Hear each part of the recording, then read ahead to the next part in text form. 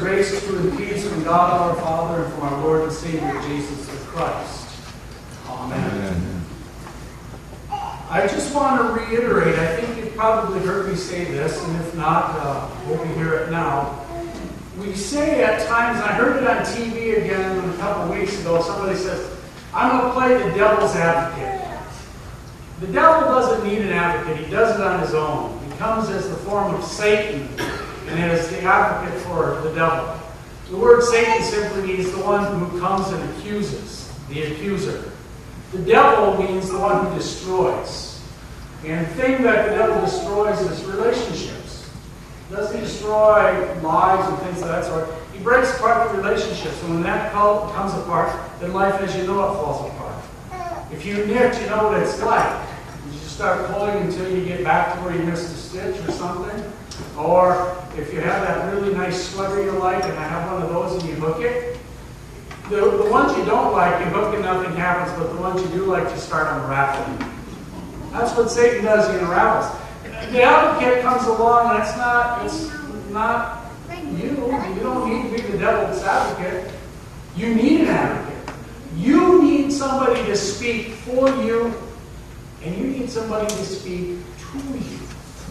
That's the recognition that Jesus has when he's talking to his disciples. Where he says, I will not leave you. I will not leave you orphaned. I will not leave you orphaned without a father. Because in Jesus' day, the orphan simply meant your father was gone. You still had a mother, typically.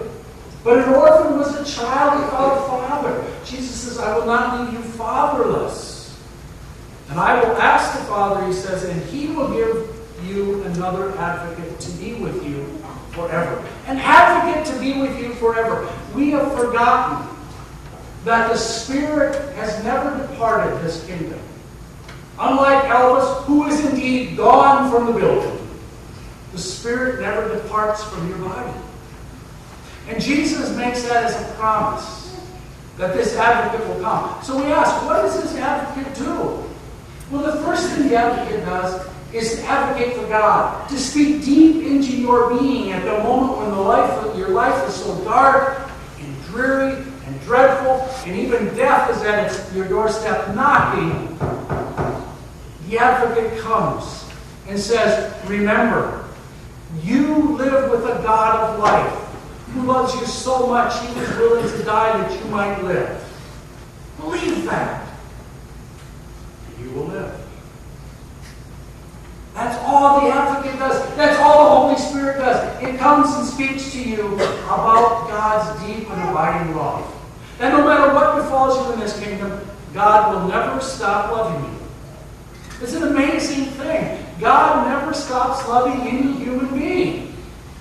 We may, but God won't. The second thing the advocate does is not just advocate for God, but advocates for you. Speaks to God when you can't speak. When you are so upset and angry at the things in this kingdom and you lay them on God, and God says, bring it on. I can take anything you got because I created everything. And you don't have it all. It's a light load for God. And He is your advocate, the Spirit, who can speak to God on your behalf. Who can say in sighs and words so deep that only God can hear the advocate speak. And what is the advocate speaking? The truth. Simply the truth. The advocate comes and says, God, this is your son, this is your daughter whom you died for. And they love you. If you love me, you will keep my commandments, God says. Simply this. The commandment you have to worry about. Not all 10 in their meanings, but simply this one. Love the Lord your God with all your heart, with all your mind, with all your soul, and love your neighbor as yourself. The advocate of God, which was breathed into you in baptism, dwells in you, Jesus says, so that you may love your neighbor as yourself. Because you have loved the God who loves you enough to die for you. That's what the advocate does. It advocates for love And where there is love, there is life.